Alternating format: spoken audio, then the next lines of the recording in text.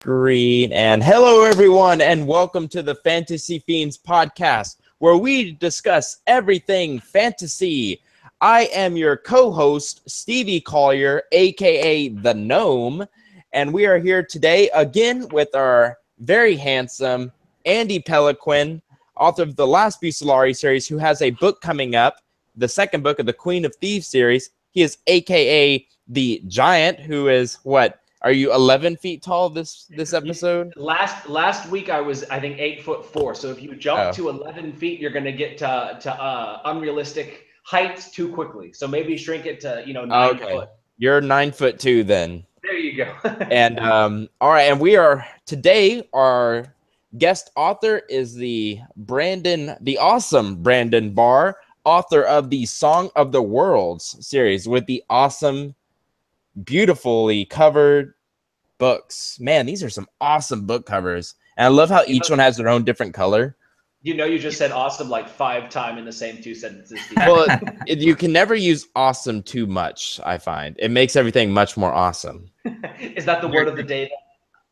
God, I forgot about the word of the day, actually. I was driving all day. Okay, good. I love how I started the word of the day, and now it's all up to you to come up with it. It's all right. I have fun with it. Brandon. And say hello, Brandon. I'm sorry. Okay. Hello, everyone. I'm Brandon Barr, as he introduced, the author of Song of the Worlds. I love that title, Song of the Worlds. I do too. What is it referring to? Like, what's the Song of the Worlds? Is that some like subtle thing, or is there like an actual magic system based on music? It's more of a metaphysical term, like the worlds. It's got portals, so it's kind of the story of the worlds, and there's millions of them. You know what? I kept wanting to say Song of Ice and Fire. Yeah. Because I just finished that book a couple months ago. It's such a long book, too. So, and it's the only thing it was so much like the episodes. I felt like I did know what was going on. So I was reading it for tiny different changes in the book. And I hear they get more different as the series goes on. But yeah, once you hit, I think, season 3 or 4, that's when you start noticing the big changes. Okay. Yeah, I probably need to keep going then. So a little bit of banter. Today I just got back from the beach. And the podcast doesn't really do it justice, but I look like a Puerto Rican now. So, but like you can tell, like I can spread apart my beard and see like paleness. So, and I seriously read the entire trip. I posted a picture on Twitter. I'm a very slow reader, so I just finished Kings of the Wild, but I had a beer in one hand and Kings of the Wild in the other. And I never even opened up the beer because I just lost myself. And it's nothing better than reading in front of the waves splashing against you. And I don't want to make you guys jealous or anything. Oh man, all that sun. Yeah, and y'all are in California too, right? Yeah. I'm right here with you, both of you guys. I saw your picture on Amazon, and I was thinking you were from Brazil. You just look so dark in your picture. Me? Yeah, I don't know why. You just, you know what? Because I knew a surfer from Brazil that looks just like you. He was tall, dark, and handsome. Are you tall, dark, and handsome? I know the handsome part. I don't know. I'm post cancer for like 5 months, so I'm a little I don't know, morphed. Post cancer? Yeah. Awesome. I mean, not awesome. Oh God. No, it's awesome.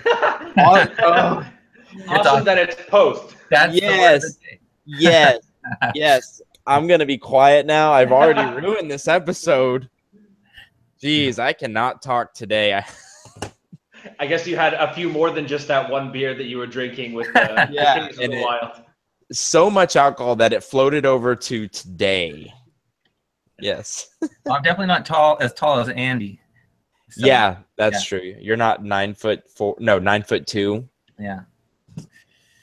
So to be fair, there are not that many people. I think I actually did like the ranking of height in the world, and I think I'm in the top 5% height range in the world or something like that.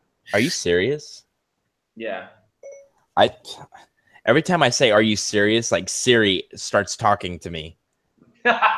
Every time. I must not be saying serious, right? But probably not. So I want to go on about. So you had cancer, and now it's all done. Well, it hopefully is all done. I had leukemia 2 years ago, and I had a bone marrow transplant, which worked for a while, but then the cancer came back. So I was fortunate enough to have a second bone marrow transplant in the end of January. Mm-hmm. So I'm just happy to be here. Well, yeah, awesome. I'm on lots of medication. On your Facebook feed, I saw that you are finished with the first book that you've written since then, or starting it. I don't remember. Yeah, I finished my first book post my treatment, and that was a huge milestone for me. It was really awesome. Congratulations, man. Yeah, thank you. I feel bad now. Like when I wake up and I'm just like feeling tired because I didn't get enough sleep tonight. I'm gonna be like, if Brandon can do it, you can get your ass up and write a little bit today. So that's awesome. And I'm sure the beautiful sons of the sons. I'm still in the four territories world. The beautiful sun of California, and I'm sure it's a very great place to heal too. So, yep, I love it. Well, I used to live in California, so I mean, I'm in Texas now, and I'm dying in the heat. But it's hot there now too, right? Yeah, it's hot. It is, and it's a dry heat. Where in California are you at, Brandon? By San Bernardino. So you know, an hour east of LA. Right. Yeah, I'm down in San Diego, so we're pretty much sharing the same heat. Although I think yours is a bit drier. Probably drier and a little hotter. Like we've been in the hundreds pretty much. Yeah, it's brutal. I've got a fan running all the time. Yeah, I have one on right now. Hey Brandon, to your left, is that the board for your writing?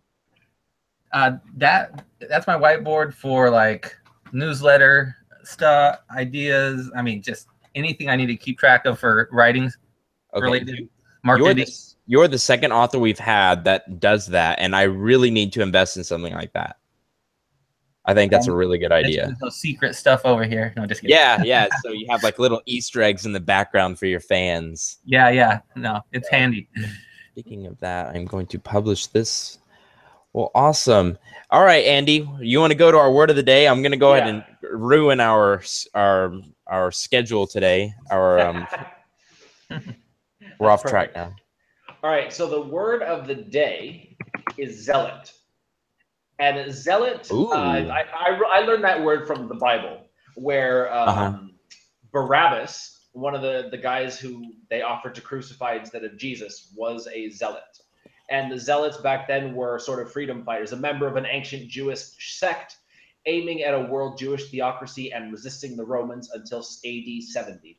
And there's the four brothers, or the I can't remember their name, but anyways, the apocryphal books of the Bible mention the four brothers who are also zealots. But the word zealot means a person who is fanatical and uncompromising in pursuit of their religious, political, or other ideals. So basically, they're extremists? Extremist is a synonym for it. Extremist often means taking extreme actions or using extreme methods. A zealot is something that's more internal. They have zeal, almost a fanaticism, but it's internal. It's not always expressed through actions and stuff. That's more of an extremist. This is where we get the word being zealous. Exactly. Awesome. Which comes from zeal. And it's always fun for me. Like when I write, for example, the big bad of my last Bucellari series, he has sort of a wild, zealous light in his eyes when he's talking about conquering the world, and or priests who are overly devoted to whichever god they worship. You use the word zealot, and it's not a proper noun like the Jewish sect, but it denotes that sort of extremist fanaticism, and it's a really fun word to use. This is a very appropriate word for today's topic. Yeah. It makes me feel like crap, like I never do enough research for my word of the day. It's Andy, fine. you? Yes, I can carry everything that happens on screen, and then you do all the rest of the work behind I the do. scenes. And Yeah, I do all the business stuff. So, and let me remind our viewers that we actually are a true podcast now, and you can find us on iTunes and Podbean. Yeah, and Podbean. So awesome. We also have two viewers. Hey, ML Spencer's with us and JT hooray! Williams. That's awesome. Nice. So, yes. Well, great. What do you think, Brandon, about our word of the day? You know, that's a great word. Shout out to ML Spencer. She lives literally like 10 blocks away Oh from wow! Are you kidding me? Yeah, no. That We just freaks found me out. that out like last week. Did you like run into each other at a Kroger's or something? Into At a each other Ralph's? at a joint anthology, technically. But it's a long story. 10 blocks away. Yeah. Anyways, the word of the day, yeah, zealot. That's a good word. Do you have any sort of zealot fanatical people in your books in the Song of the Worlds? Oh yeah, you got it. I mean, usually there's some zealous. You got to have zealous people. I don't use the term per se. I don't think, but yeah, zealous characters make for very good fiction. Yeah. Andy, I thought for a second you were going to ask him if he was a zealot. No, like, you don't Andy. ask that sort of thing. Yes, I was going to say, Andy, that is inappropriate to ask our guest author. Yeah, I actually have a lot of fun using zealot or zealous type people as the antagonists because it sort of shows the fanaticism or the devotion to their particular cause.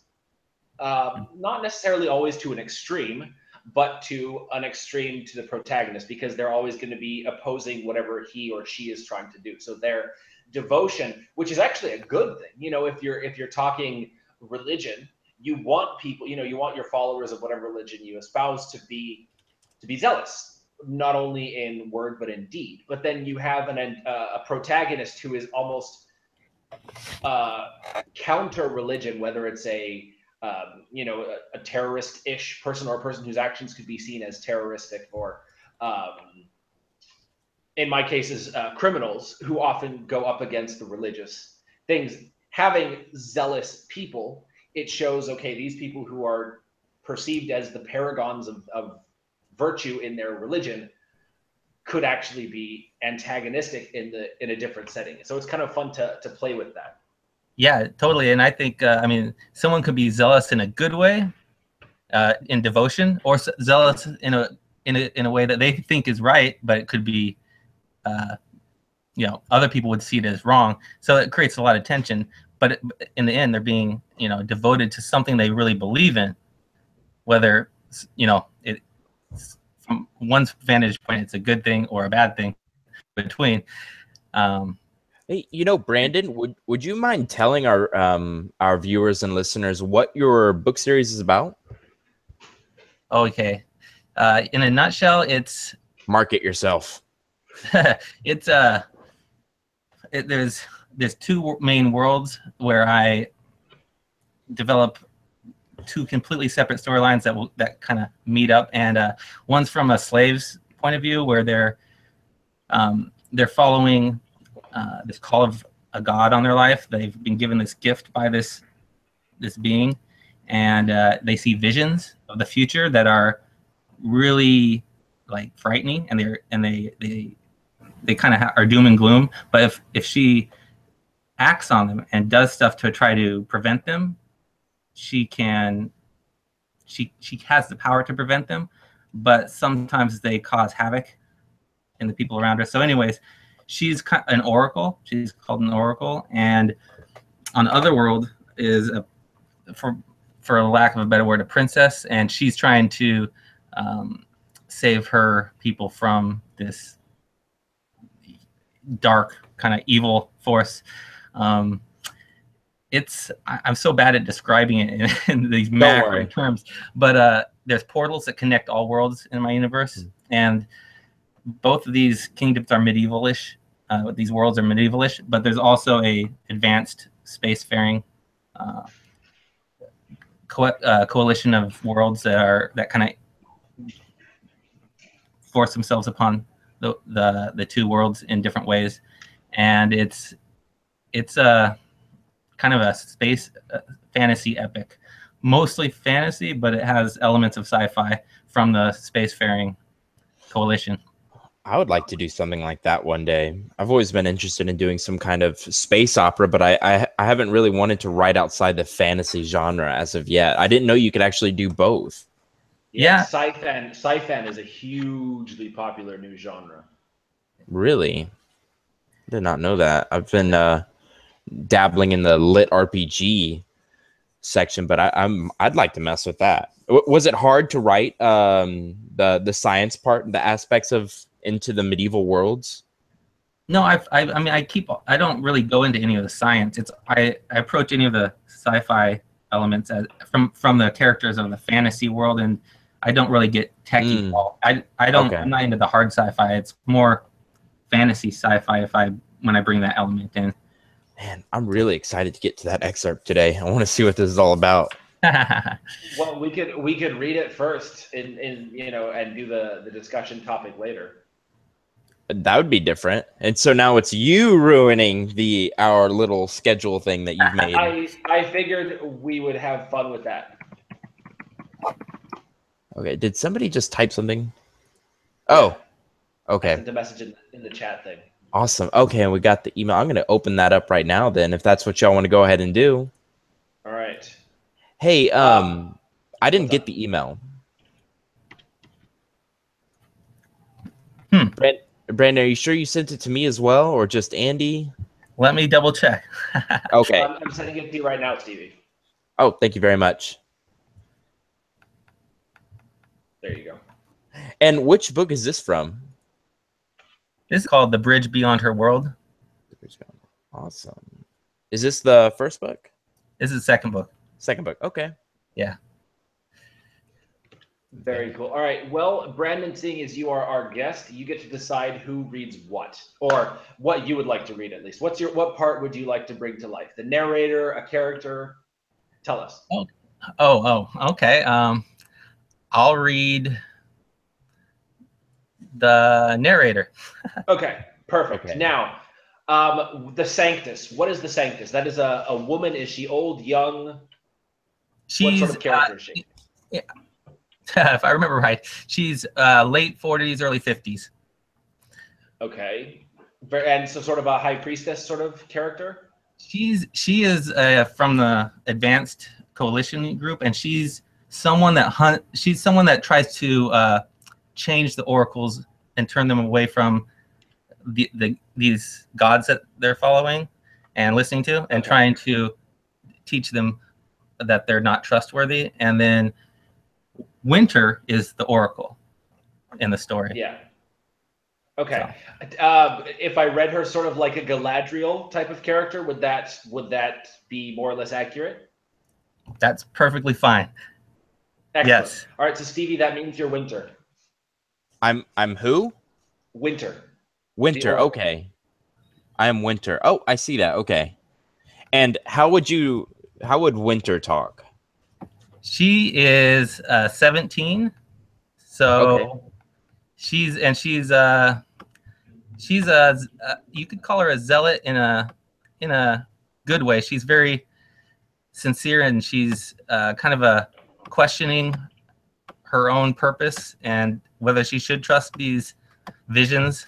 So she's kind of like I don't know, just she's a faithful, good character. Awesome. Very good. Okay, well, I will be Winter then. Stevie, today is not the day to bring out your Valley Girl voice. It's not. Oh my God, are you sure? Oh my God, that's like so cool. I do. That's way better than mine. Well, that was like a California girl, and you're a Texas Valley girl. You got to do a little bit of a different one. I just now tried to think of a way to do a Texas Valley girl, but was what I did Texas Valley girl? Close enough, I guess. I'm gonna go shoot a raccoon with my gun. No, that's like Alabama redneck. I do live near the country as of now, but I move in 2 weeks, so I'll be more near Austin, actually. Oh, cool. Yeah, more near a lot of writer groups and stuff like that. So I'm excited. Oh, nice. Very cool. Yeah, I know some cool writers in that area. So yeah, the Johnny B. Truant and Sean Platt, they're all in that area now. okay, yeah, I don't know if y'all have read Write, Publish, Repeat. I have it, and I have read it. Yep. Yeah, it's a good one. Yeah. So okay, I'm taking us off track. Yeah, totally. Like worse than I ever have. From Alabama redneck to now I'm winter. Okay, I'm good. All right. So Brandon, as the narrator, take us away. Okay. Sanctus Voyanta listened carefully to Winter tell the story of her encounter with the Maker. From the start, the Sanctus had hoped for an easy transition for Winter. No matter how many oracles she helped, it was always an emotional moment, meeting a new case for the first time. She spent weeks reviewing the beetle feed of her subjects, watching their life. Often she found herself in tears. She certainly had with Winter. Winter had lost loved ones, and though the conversations the girl had with her brother, Sanctus Vianta knew the deaths aligned somehow with the girl's gift. She had also glimpsed the girl's confusion surrounding the darker revelations molesting her mind. But Winter's inner strength and hopeful spirit proved both inspirational and crushing. At the same time, it was like seeing a virtuous girl married off to an abusive drunk and watching her devotion despite the bruises and cuts marring her heart. Men could be just as cruel as makers and beasts, but most of the oracles would never bow down wholeheartedly before an abusive husband. But for the makers, yes, they saw it as their duty. They believed they believed there was a purpose in the punishment, and the makers always seemed to give them just enough hope to keep them going forward. And this girl was among the sweetest, purest young women she had ever studied. The Sanctus desperately wanted an easy, freeing deliverance for this dear girl, but knowing Winter's story, and now hearing it told to her in passionate detail, she sensed a long road ahead, the end of which remained uncertain. Winter had an intense sense of destiny and a certainty of calling. Unlike any oracle she'd encountered, Winter had been given a physical token from the makers, a butterfly which she believed housed the seer's spirit. The Sanctus did not know what to make of this. But most troubling, Winter was one of the few oracles who had physically experienced a maker, had even been given a name to call them by, Leaf. The makers knew how to imprint a heart forever. The Sanctus knew this too well. Voyanta sat on the edge of her chair as Winter finished the telling of the memory of her and the maker. The Sanctus's body was tightly wrapped in her silk cloak, and her hands were shielded in fitted black gloves. Thurg's urgings had fallen on stubborn ears, for though she donned her gloves, as she always did before a session, she left her veil mask unclipped so that her eyes were not all Winter saw. Thurg was too cold and calculating to understand the ways of the older consecrators like her. She wouldn't miss out on the important exchange of facial expressions. It was a necessary risk. Far too much was lost masking the intimate dance played out in the sad smile or the concerned creasing of a brow. She flaunted the curse laid upon her, as she had ever since her own deliverance many years ago. Clearly, it was not a dream.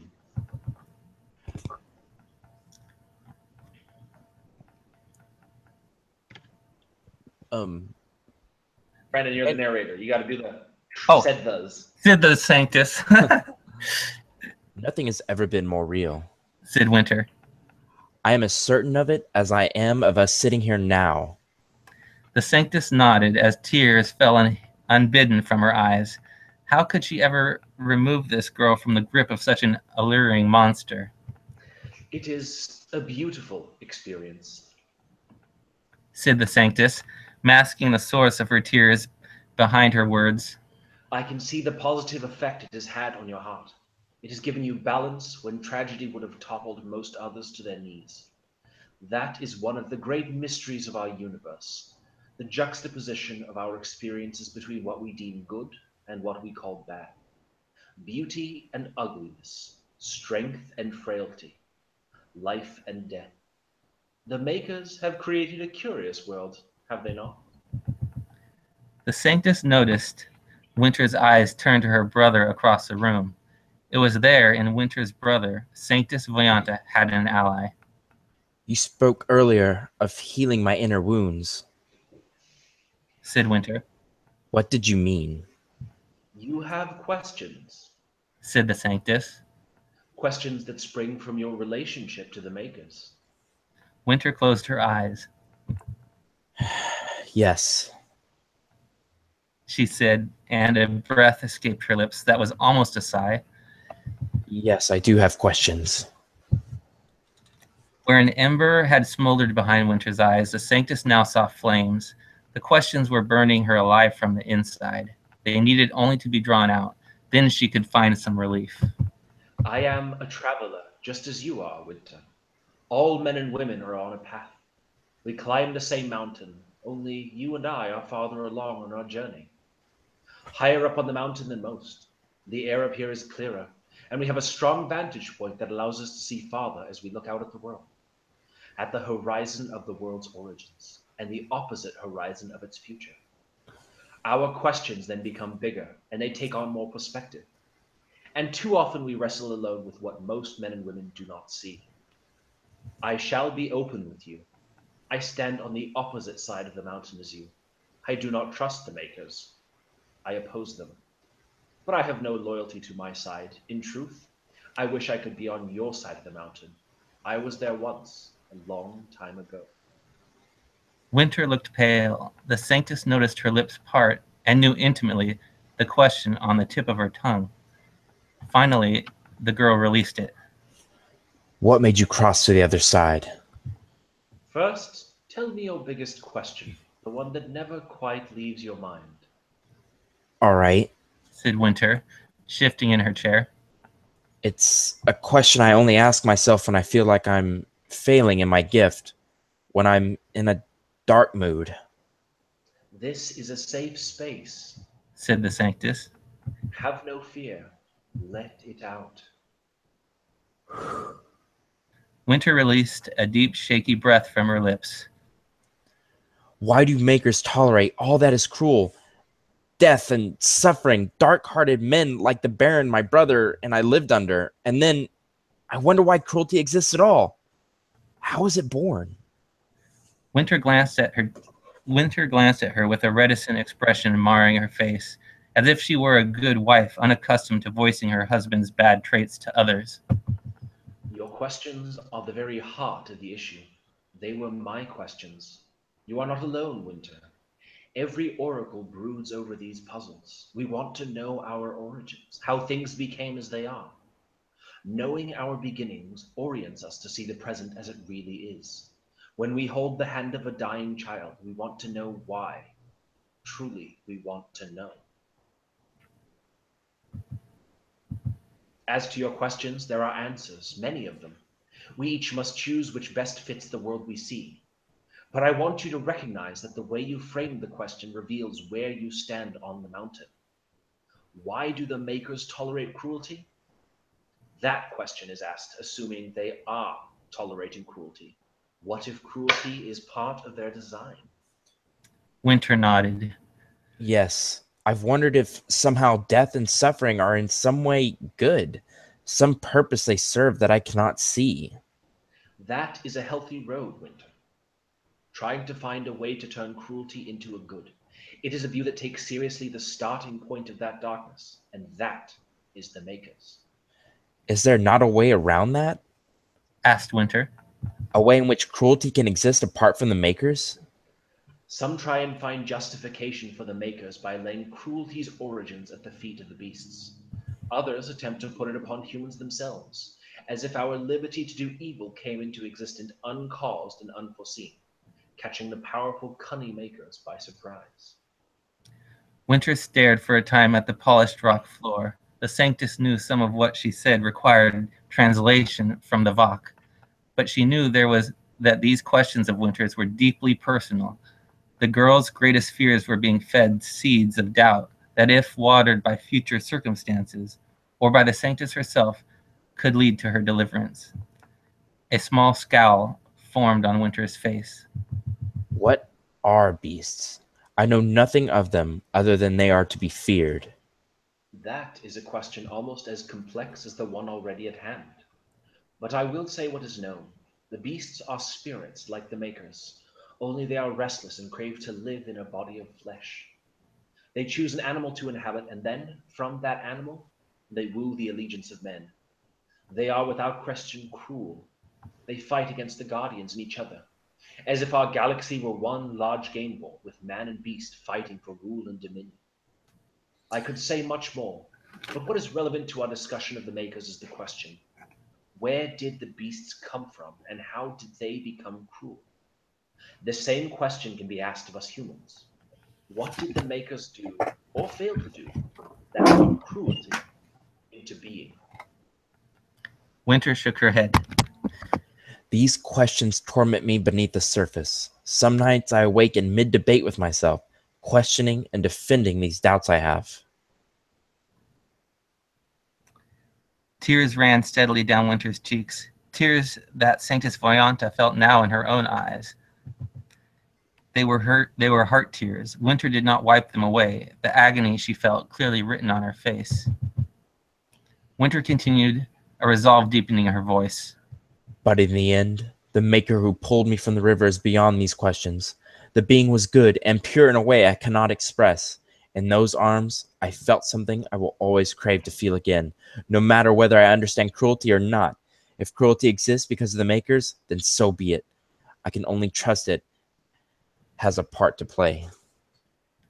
The Sanctus closed her eyes and could not help but stand and fight the current of her own doubts that washed afresh as Winter's confidence and hope battered against her own. It was time to dredge up her own heart and run it through the mud. Winter had done as much, and now so must she. Winter, I wish I could have felt what you did. My own experience was powerful, but not like that, not as intimate. For 9 years, I was an oracle. It began when I was 16, lying on my bed mat when a noise drew me awake. It was dark, that grayish haze of early morning. Beside my open window stood a man, bathed in the moonlight. I saw a knife in his hand. He said if I didn't do what he wanted, he would kill me and my younger sister, who slept on the mat beside me. I began to undress as the man commanded, and that is when the Maker appeared in a vision. I felt safe despite the man in the room. I felt a portion of that warm presence you described, tingling in my skin. I was caught up in the moment, standing there, naked, when the man hissed for me to get on the bed. He took hold of my arm, and that's when the Maker gave me my gift. I was given words to speak. Your mother loves you, I told him. The man let go of my arm and stared at me. More words came to me that were not mine. I told him his mother was still searching for him, to find him. And then I remember telling him these exact words. It has been 10 years, but not a day passes where your mother doesn't remember your face and think of you. The man left, sobbing like a child, blubbering apologies. I never forgot his face. I was given words to speak from that day on. They were always hopeful words, words that healed the inner wound of a broken relationship, a father whose child ran away, a wife whose husband never returned from the sea, a friend long departed who, on their deathbed, had wished to say they were sorry. They were precious words, and I cherished speaking them. But like you, Winter, I had questions. I began to see every stranger's face I passed as a mask for pain. What cruelties had left scars on their hearts? Why wasn't I given a message for more people? I knew there were many that I passed who needed a word. Many people in my everyday life told me of sorrows, but no words were given me to restore them. I began to wonder how my heart could hunger so much for the healing of these people around me, where it seems the makers chose only a few. That led me to question the maker's goodness, which I had assumed from the start.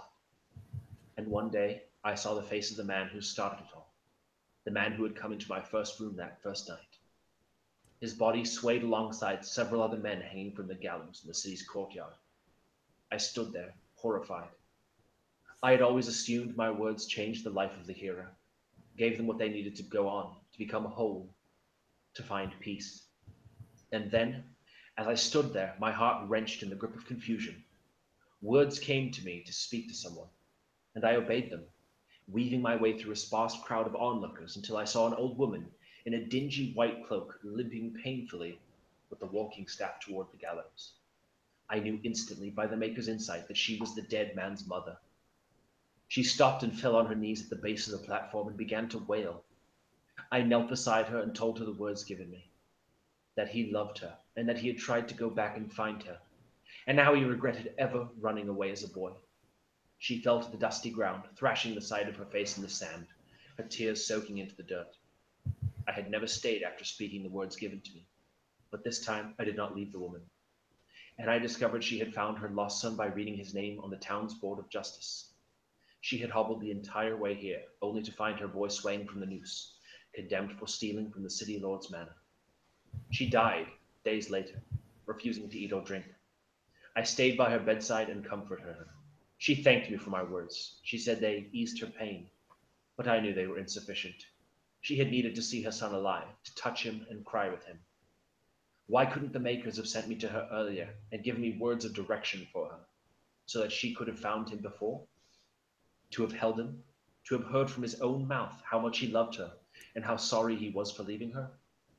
Maybe, if his mother had found him sooner, he wouldn't have committed the crime that had sent him to the ropes.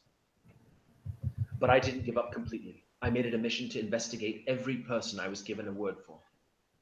What I found after more than a year was that my words were a mix of blessings and curses for the people I gave them to. It blessed them, but it did so without taking away the cruelty, just as it had with the old woman. Your sons loved you, but they are dead. Your husband, who is lost at sea, is still alive, but you will likely never see him again. The dear friend who betrayed you regrets what he did, but your friendship will never be restored because he ran so far away. There were a few who were reconciled, and a few who were reunited, but not enough, not close to enough. And that is when I knew. Said Sanctus Voyanta. That is when I knew I couldn't trust the Makers. And I, a mere human, weak and mortal, had better motives and foresight than the most powerful beings in our universe, that told me they were up to something far different than I had thought when I first prized my gift. Winter's eyes were soft, and they didn't turn away from the Sanctus. It seems we want to fix the cruelty more strongly than the Makers, said Winter. Precisely. Said the Sanctus. And from my vantage point, that makes them the cruelest monsters of all. With power comes the high calling of responsibility. That is the axiom of the Guardians. Do you think me a fool for still wanting to trust them, for holding out hope that there is a reason to their apparent weakness? The Sanctus's smile was warm. Dear girl, not at all. I still carry the burden of rejecting the Makers. When I am honest with myself, I still wonder, like you, if the Makers are good and have good reason for allowing cruelty. I think every oracle will be haunted by doubts, no matter which side of the mountain they stand on. Thank you, said Winter. I will treasure your honesty forever. I feel so close to you, even if we are on opposite sides of the mountain. Man, that was awesome. Okay. Yeah, that was really cool. Wow, it's written very it's very beautiful. Thank you. It's like and it's deep. It's very deep. Yeah. I was like forgetting to read at some parts because I was just so sucked in. I was like, oh, it's my turn. You know? That's one of my favorite scenes, and it had to do with the topic for today, so I figured it was appropriate. Yeah, that was perfect. I mean, aside from the Spider-Man reference in there. Oh yeah, I caught that too. I like that. Yeah. It's actually the perfect thing to discuss because it segues nicely because that is the question that every Christian and I'm sure Muslim and Buddhist and just about every religious person on earth has asked at some time or another. You know, if there is a God, if there is a good God, why does he allow cruelty to happen? And I don't know exactly what if you answer it or not from the perspective of the Makers, but it was a really, it was a very appropriate way to lead the conversation. Yeah. Yes. Yeah. when I approach the whole story, because that's one of the themes in the story, is that pain and suffering, and the gods are a central factor in should we trust them or not. And then we have the guardians, who kind of represent the best of humanity, and there are reasons for mistrust, and then there's some within that do trust, and there's just a lot of complexity. So the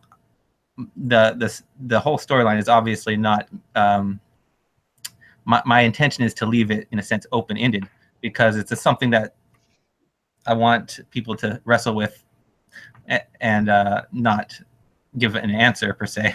Yeah. But yeah. I'm sure you've both wrestled with that same question time and again. Have either of you come to a sort of a realization that has given you peace, or like something you can accept, or is it still something that you go over in your head?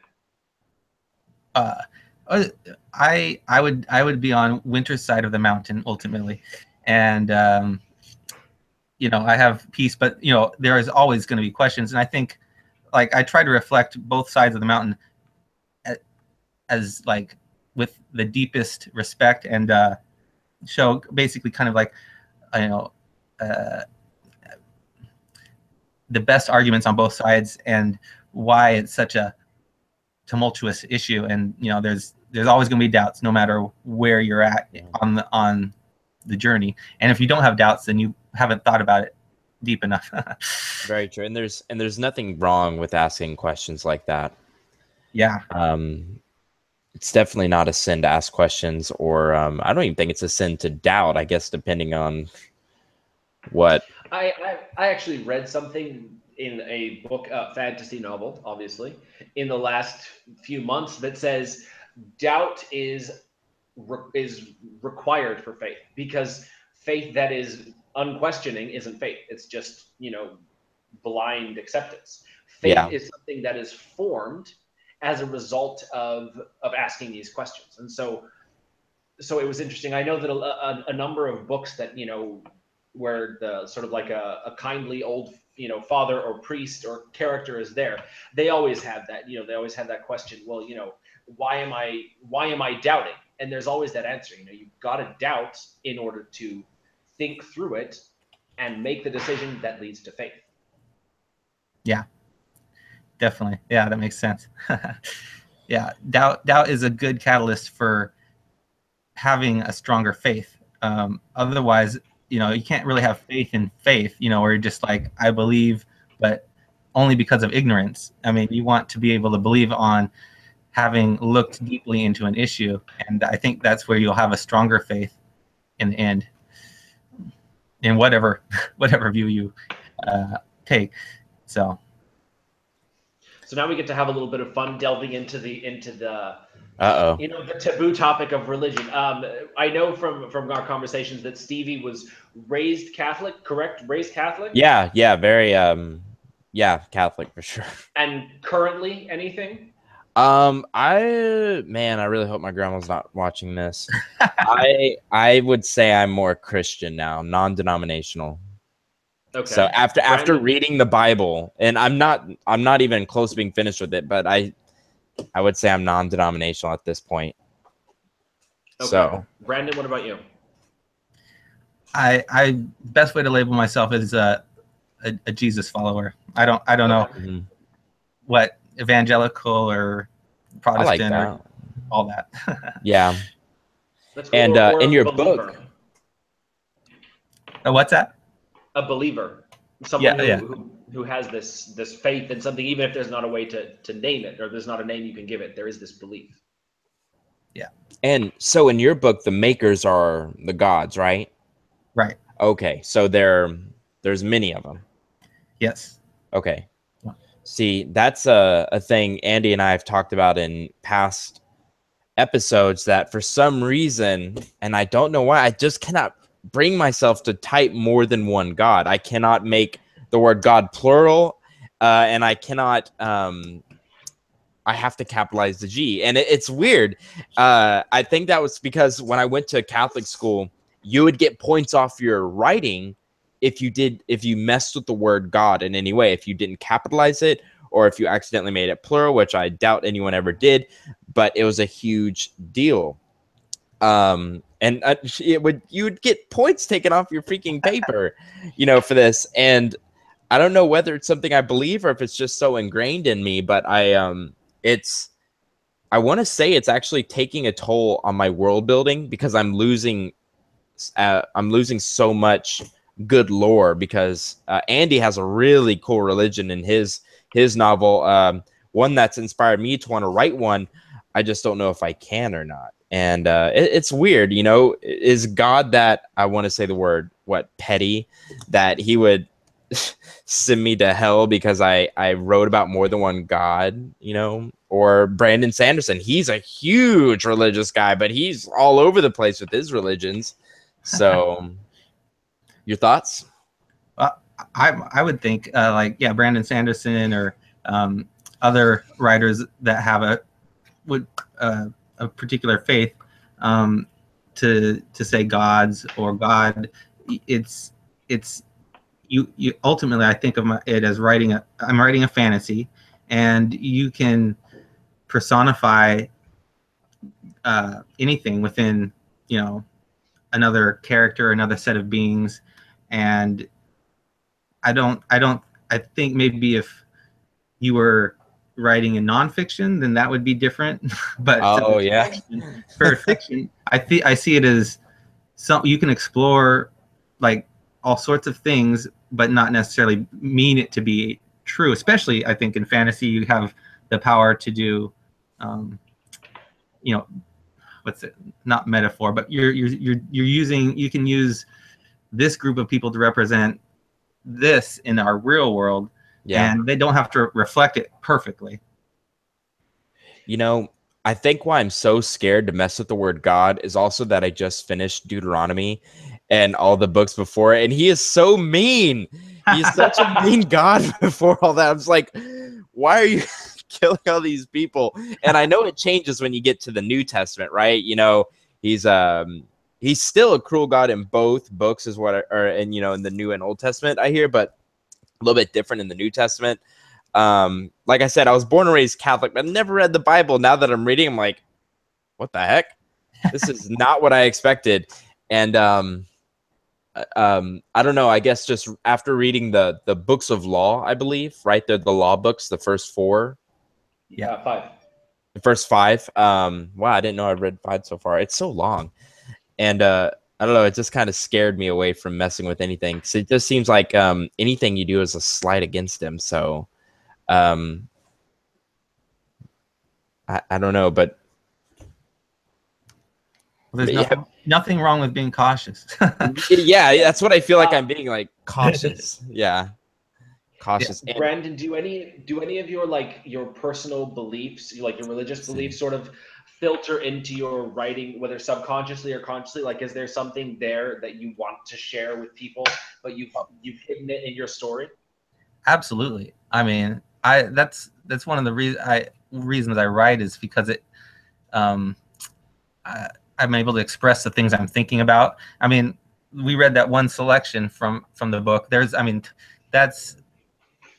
that, not to give a false impression, but that's like a theme, but there's tons of like this action and other, typical like crazy stuff going on with politics and people, murderers and assassins. And then I love adding a spiritual dimension to otherwise just a good action, like intense, thrilling, sci-fi or fantasy story. And I think good fantasy, like Brandon Sanderson or Robert Jordan, any of those fantasies, they'll have a spiritual or religious element, but some, like Brandon Sanderson, he'll input more philosophical, more of a emphasis on the religious components to his story. And that's obviously, I think, because of his worldview. And so same with mine, I tend to enjoy reading and also writing, where I'm putting that natural human spirituality in my stories, things that we wrestle with on Earth, into a fantasy universe. I think it's just an extension of who I am. Can you share one of your beliefs that you've put in one of these books, like something that you want people to take away from your books? Subliminally. Okay. Well, I going on like what we just read, I wanted people who it's interesting. In my story, there are no atheists. All right. Everyone Really? believes in the gods because they're there, and there's very tangible, visually, easy to see They're loud. spiritual dimensions. So I kind of was able to, in a sense, bypass that aspect, but I'm also dealing with atheistic arguments against God. And so I wanted to bring in the best arguments that I've heard, because there are some really good ones with pain and suffering, and then also bring kind of like the other side, the theistic side, to look at how do you deal with that, and then smash them together, and then not necessarily come to a conclusion, but to let different characters come to what they have to decide to keep going. And that's something I definitely wanted to put in the book, to challenge anyone who's reading, no matter where they stand, they'll enjoy it because they're not feeling like I'm preaching, because I'm not. That's one thing I never want to do in my stories, is preach. I did not get that feeling from reading. I did not get the preaching feeling. I was looking for it. I was actually looking for it, but I did not get the feeling. And yeah, I feel like if I did what you were trying to do, I would be preaching. I think it's taken me a while to get to the point where, because I used to actually just write Christian fiction, and now, really, yeah, back in the day. But now I'm like, it just was not my thing. I'm like, I don't want to preach to the choir. I want to just write for everyone, and then, be part of the culture at large. Is there any money in Christian fiction? Yeah, for some people, yeah, definitely. Yeah, I didn't know that. Yeah. I have a question for you, and you, Andy, actually. I was actually on the beach reading. Don't be jealous. Don't be jealous. Y'all have a beach y'all can go to. Mine is 5 hours away, so I don't feel bad for y'all. Anyway, I was reading Kings of the Wild, and I noticed I kept getting stopped every time the word God was mentioned, and it made me wonder, to either of y'all, would you stop on the word God if it was singular and capitalized? Would you stop and be like, okay, this guy is totally Christian?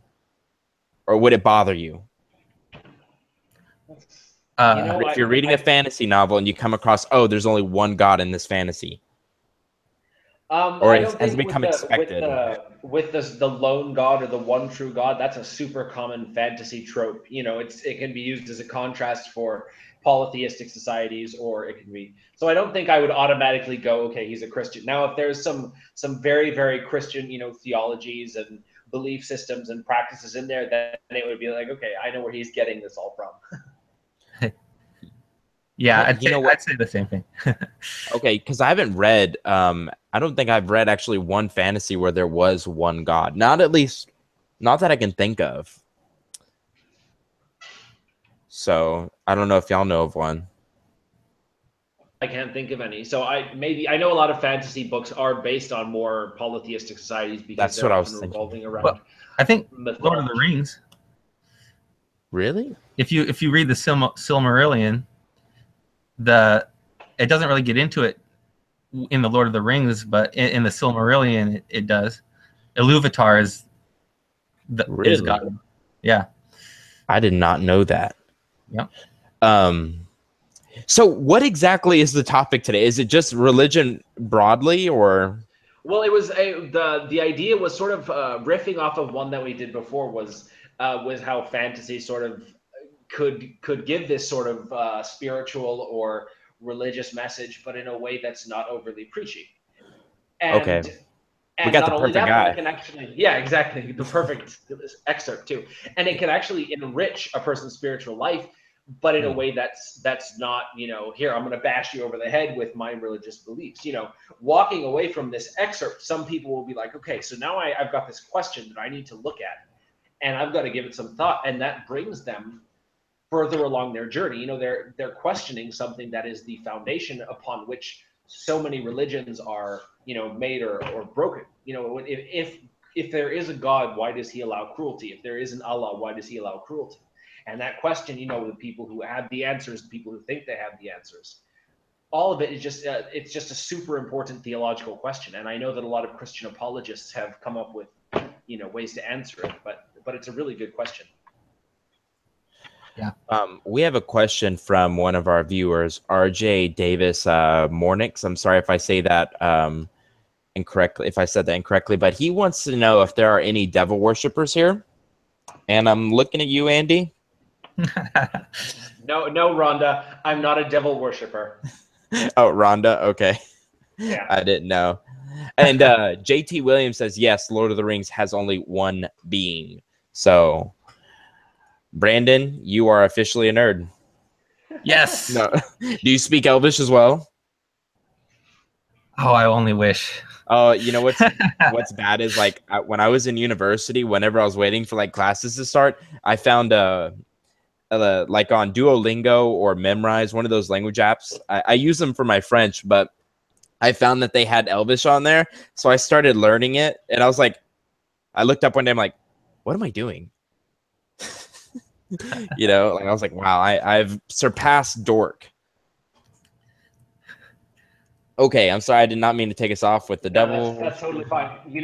I will say that there are some pretty interesting things out there in both fantasy and then other religions. We were talking with ML Spencer about Islam, and I found there's so much that each religion has to offer.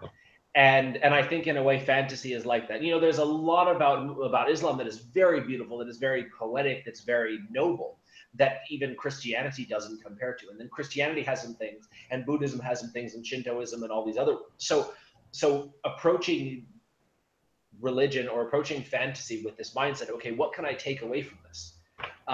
It can actually make you it can enrich your spiritual life. You don't just go into it thinking, okay, this is a great story, and I can't enjoy it because there's 13 gods or 12 gods or 4 gods or 16.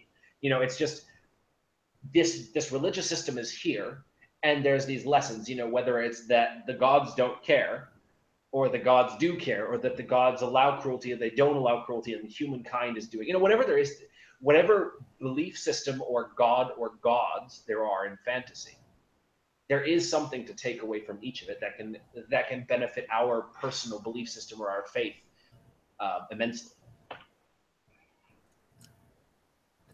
The author last week, did he take from Shintoism? Shintoism. I don't know if he took the religious side. He definitely took the political structure from Japan. Okay. See, I don't know anything about that. What is it? Is it a religion? Shintoism is more of a philosophy, I believe. Don't quote me on this because I have done. I'm not. Topic. But I know Shintoism is like Taoism, I believe. Mm-hmm. It's more of a philosophy than an actual religion because Japanese are not very religious.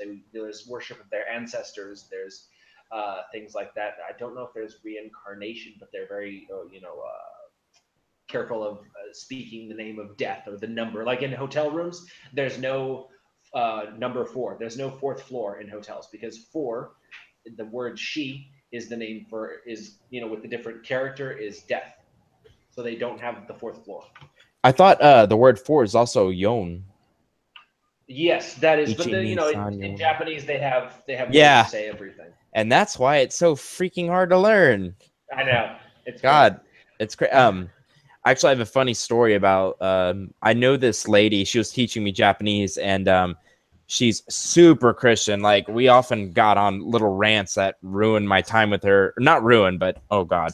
Anyway, she went to Japan, and the person knew she was coming that she loved Jesus, and she had all this Buddhist stuff, and then she had one little Jesus in the middle of all these Buddhist guys, and this lady had the hardest time in Japanese telling her, no, you can't put Jesus with the Buddhist people. So, but I thought Buddhism is just like also like a way of like a philosophy. Let's quick Google that, and if they say philosophy or religion. Brandon's like, man, we're really getting on some topics today. No. Yeah, I think every religion has kind of a philosophical component to it, and Buddhism would definitely have that. All right, and with that, we are completely out of time. I have to stop this because we could go. This topic could go on. Yeah, the religion topics always get me. Like I could just go on, and you know what? I always say this. I am a new author, and I think that's what I bring to the table for this podcast because I'm asking questions I feel like readers and new authors alike want to ask, and so I feel like my questions are what these new authors would ask about, you know, writing religion in fantasy. But I think I will try and do some kind of polytheistic religion in one of my newest books, and y'all really talked me into it, like it not being a sleight of God. At least that's what I got from what y'all are telling me. Well, you know, it's like we said with or that I brought up with the other discussion. It was that last week or the week before about, you know, whatever good things you do in the name of Aslan, or go to Aslan's credit, and whatever good things you do in the name of Tash, also go to Aslan's credit. You know, from the Chronicles of Narnia. So it's that good that you're doing that matters, whether it's in the name of God or Buddha. All of it. I mean, that's again personal philosophy. So take it with a grain of salt. And Brandon, how can your viewers and new viewers find you? How can your fans find, or your new fans find you, really? Oh, you can find me at my website, brandonbarr.com, and I love to interact on Facebook. If they can find me on Facebook, my author Facebook page is Brandon J. Barr, at the end of Facebook. And then the website, I think facebook.com/Brandon J. Barr. If you can find me on my website, I have a little Facebook icon, and I have a newsletter. I interact a ton with my fans, and we have contests. And so if you want to check out my books, they're on Amazon. Song of the Worlds. Brandon has set the bar. Don't use that. It's trademark. Terrible puns. I know. I'm sure he's heard it a million times, and he's like, "Oh God, not again, not again." Brandon, are your books on Audible? A pun-free podcast, Stevie. Yeah. No, I'm sorry. I quit. Brandon, are your books on Audible? Yes, they are. Awesome. I have individual books that are not on Audible, but my box set is on Audible. Okay, so it's just like one long audiobook. That way you can get it for one credit, or nice. Yeah. Wow, what a great idea. Did you do like half profit with your guy? Oh, I was really lucky to get picked up by Podium Publishing. Oh, so awesome. They did it all, and the narrator's phenomenal. She just did the Hugo Award winning book from last year. She's got a sensual, beautiful voice. Amazing. Hey, congratulations about that. Did you have an agent, or did they find you through Amazon Scout, or? No, they just emailed. They emailed. So you were on Amazon before they came to you? Yeah, they came to me after I published. Awesome. Very nice. Congratulations. Yeah. Super cool. I'm sorry, Andy. I could just keep us going forever. I'll shut up. Yeah, no, we've got to run. So tune in on Tuesday, July 18th, for a very special one. Instead of having guest authors, we're going to have guest readers. I've got some of my awesome reader group coming on to help reenact a scene from my new book, Thief of the Night Guild. We're going to be discussing the topic of toxic relationships. Character is essentially in a toxic relationship with this thieves guild that has almost held their trap. So it's going to be an interesting topic to discuss. These themes are getting Tuesday, more and more July, hardcore. I know, that's what I love about this. Plus, we get to do all the fun reading stuff. Luckily, we like each other. All right, going to get in heated conversations. That's it for us. Oh wait, yes, Stevie, time's done. Yes, I want to go on more. Hey, Brandon, thank you so much for being with us today. We really appreciate it. Everybody, if you're listening to this, go and buy his books right now, or The Gnome and the Giant will be in your room tonight. I always got to make this podcast creepy. Anyways, guys, tune in next Tuesday for a special podcast with where our guest author will be Andy this time. And we will see you guys next week. Thank you very much. All right. Bye. Bye.